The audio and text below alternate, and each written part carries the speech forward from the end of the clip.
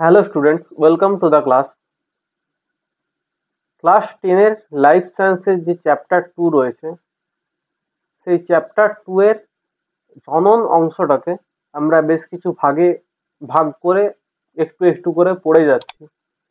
আজকে আমাদের পার্ট 4। এর আগে আমরা অলরেডি 3টে ভিডিও আপলোড করেছি। আর আজকের ভিডিওতে আমরা পড়ব জনুক্রমের বিষয়ে। আগের ভিডিওগুলোতে আমরা বেসিক ইম্পর্টেন্স, গুরুত্ব এবং প্রকার পড়েছি, জননের প্রকার, জননের গুরুত্ব। সেকেন্ড ভিডিওতে আমরা পড়েছি অঙ্গজ জনন এবং তার প্রকারের বিষয়ে। থার্ড ভিডিওতে পড়েছি অযৌন জনন এবং তার প্রকারের বিষয়ে। এবং আজকে আমরা পড়ব জনুক্রম। তোমরা যদি এই আগের ভিডিওগুলো না দেখে থাকো তাহলে কমপ্লিট দেখে নাও, এবং এর পরেও আমরা আরো 3টে ভিডিও আনবো এই সেশনটারই, এই সিরিজটারই। আর যার টোটাল 7টা ভিডিও দিয়ে আমরা যে তোমাদের চ্যাপ্টার 2 এর জনন অংশটা রয়েছে পুরো অংশটা শেষ করব। আর অলরেডি আমরা আগের 4টে ভিডিওতে কোষ বিভাজনের সম্পূর্ণ ডিটেইলড বিষয়টা পড়েছি। তোমরা যদি চাও আমাকে এইখানে কমেন্ট করে জানাও যে আমি এই চ্যাপ্টারটা শেষ হয়ে যাবার পর চ্যাপ্টারটার সমস্ত প্রশ্ন উত্তর একটা লাইভ সেশনের মাধ্যমে তোমাদের জানাতে চাই। তোমরা যদি সেটাখানে জয়েন করবে তবেই আমি লাইভ করব, না হলে নর্মাল ভিডিও বানিয়ে দিতে পারি। তোমরা যদি জয়েন করো, তোমাদের যদি কোথাও ডাউটস থাকে আমার সঙ্গে ডাইরেক্টলি কথা বলতে পারবে। ডাইরেক্টলি ইন্টারাকশনের মাধ্যমে সেই তোমাদের ডাউট গুলো সলভ করে দেওয়া সম্ভব হবে। তো তোমরা আমাকে কমেন্ট করে জানাও লাইভ হবে কি হবে না।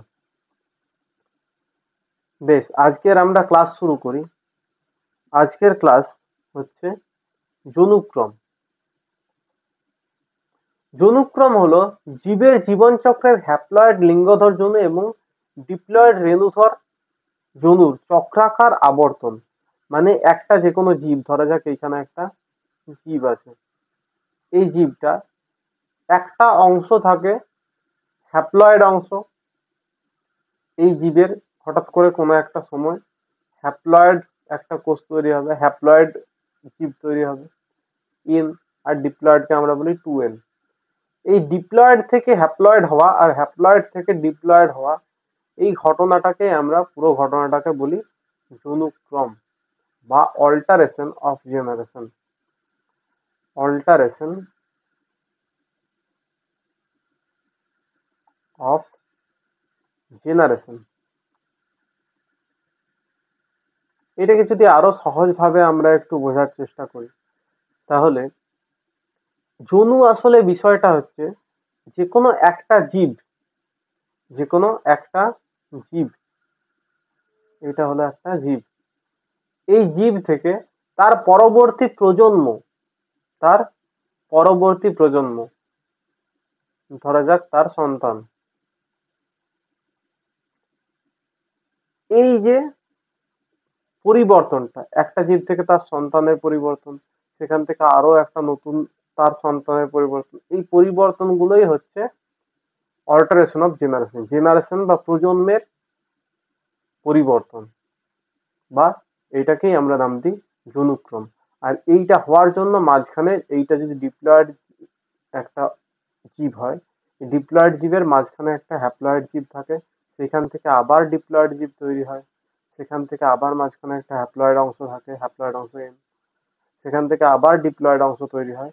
এই যে 2n থেকে n হচ্ছে, n থেকে আবার 2n হচ্ছে, n থেকে আবার 2n থেকে আবার n হয়ে যাচ্ছে, এইভাবে যে চক্রাকার একটা পদ্ধতি চলছে, এই পদ্ধতিটাকেই আমরা বলছি জনুক্রম।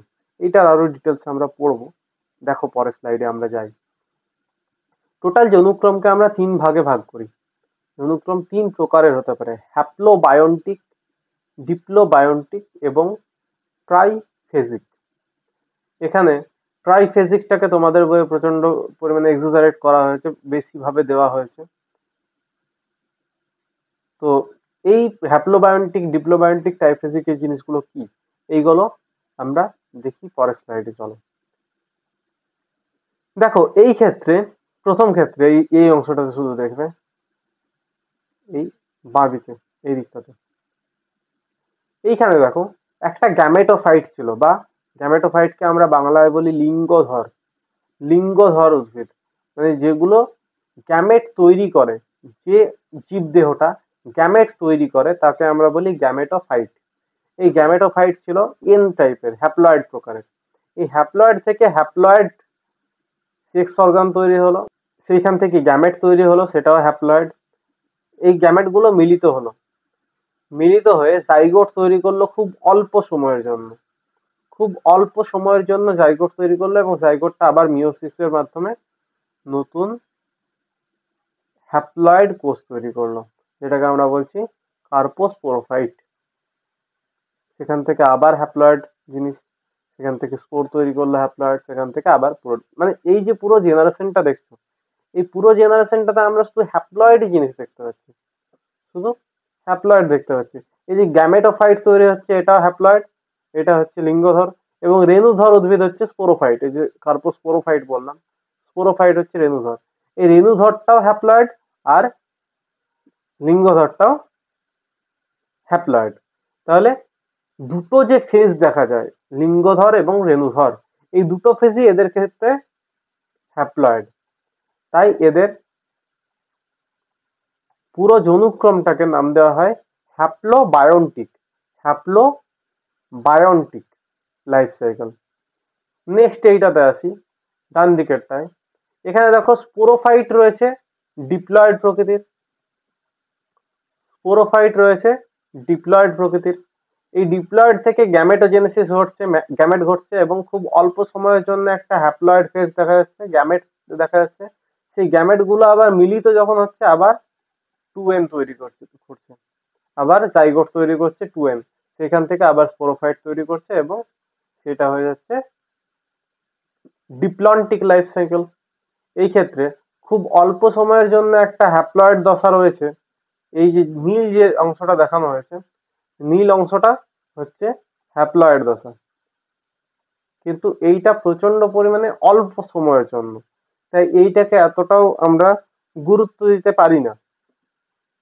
তাই পুরো যে লাইফ সাইকেলটা, এই সাইকেলটাতে ডিপ্লয়েড ফেজটাই আমরা বেশি পরিমাণে দেখতে পাচ্ছি, তাই এটাকে আমরা বলছি ডিপ্লন্টিক লাইফ সাইকেল। আর তোমাদের সব থেকে বেশি ইম্পর্টেন্টলি যেটা পড়তে হবে সেটা হচ্ছে ট্রাইফেজিক লাইফ সাইকেল, যেটা ফার্নের মধ্যে পাওয়া যায়, যেটা পাওয়া যায় ফার্নের মধ্যে। এটাকে আমরা তাই বলি ফার্নের জনুক্রম। আমরা যে ছবিটা দেখছি, এই ছবিটা দেখছি ফার্নের জনুক্রম। কি দেখবো এখানে? এখানে দেখো একটা রেণুধর উদ্ভিদ আছে। কোনটা রেণুধর উদ্ভিদ? এইখানে, এই উদ্ভিদটা হচ্ছে রেণুধর উদ্ভিদ। রেণুধর উদ্ভিদ এইখানে এর প্লয়েডি হচ্ছে 2n বা ডিপ্লয়েড, এ হচ্ছে একটা ডিপ্লয়েড। এইখান থেকে স্পোরোফিল তৈরি হলো, কিছুগুলো পাতা তৈরি হলো, যে পাতাগুলোর মধ্যে স্পোর তৈরি হবে, স্পোরোফিল। এই পাতাগুলোর থেকে, এই পাতাগুলোতে দেখো স্পোর তৈরি হয়েছে। এখানে রেণুস্থলী আছে, যে থলির মধ্যে রেণু তৈরি হয়েছে সেই থলিকে আমরা বলি রেণুস্থলী। সেই রেণুস্থলীতে রেণু তৈরি হচ্ছে, যে রেণুগুলো তৈরি হচ্ছে সেই রেণুগুলো হচ্ছে হ্যাপ্লয়েড প্রকৃতির। এইখানে হ্যাপ্লয়েড প্রকৃতির রেণু তৈরি হচ্ছে এবং সেই রেণুর থেকে তৈরি হচ্ছে হ্যাপ্লয়েড প্রকৃতির গাছ। এই গাছটাকে আমরা নাম দিচ্ছি, এই গাছটাকে নাম দিচ্ছি লিঙ্গধর উদ্ভিদ। যেগুলো হ্যাপ্লয়েড প্রকৃতির গাছ, এই একটাই ফার্ন গাছ কখনো হচ্ছে ডিপ্লয়েড প্রকৃতির, কখনো হচ্ছে হ্যাপ্লয়েড প্রকৃতির। যখন ডিপ্লয়েড হচ্ছে তখন সেগুলোকে আমরা বলছি রেণুধর উদ্ভিদ, কারণ তাদের মধ্যে রেণু তৈরি হচ্ছে। আর হ্যাপ্লয়েড প্রকৃতির যারা হচ্ছে তাদের মধ্যে, তাদের আমরা নাম দিচ্ছি লিঙ্গধর উদ্ভিদ, যেখান থেকে শুক্রাণু এবং ডিম্বাণু, গ্যামেট তৈরি হবে। লিঙ্গধর উদ্ভিদ থেকে গ্যামেট তৈরি হয়, শুক্রাণু এবং ডিম্বাণু তৈরি হয়।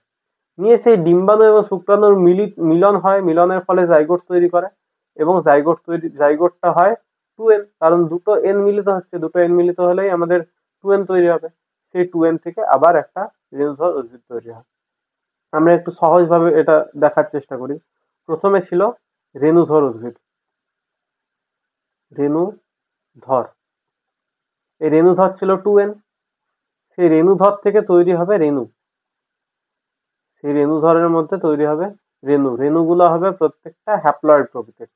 এই রেণুর থেকে তৈরি হবে লিঙ্গধর উদ্ভিদ। লিঙ্গধর লিঙ্গধর উদ্ভিদ হবে হ্যাপ্লয়েড, কারণ রেণুর থেকে তৈরি হয়েছে, রেণুটা ছিল হ্যাপ্লয়েড।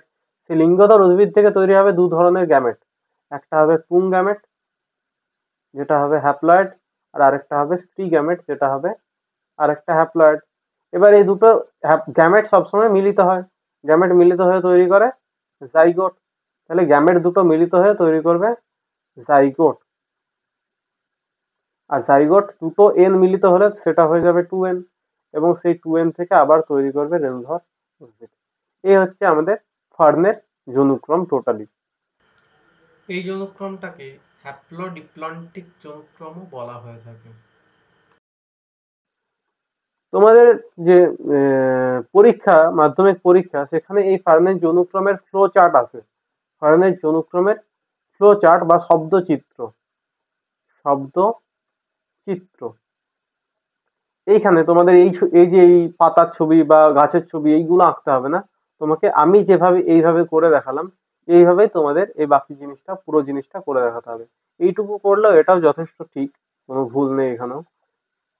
এখানে শুধু এই স্পোরোফিল এক্সট্রা দেওয়া আছে, স্পোরাঞ্জিয়ামের রেণুগুলো এক্সট্রা দেওয়া আছে, এইগুলো তোমরা আরো এই এই ছবিটার মধ্যে অ্যাড করতে পারো। আর জনুক্রম তোমাদের এই পর্যন্তই রয়েছে। দেখা হচ্ছে পরের ক্লাসে। তোমরা চ্যানেলটা সাবস্ক্রাইব করো আর বন্ধুদের সঙ্গে ভিডিওটা শেয়ার করো অবশ্যই। টাটা।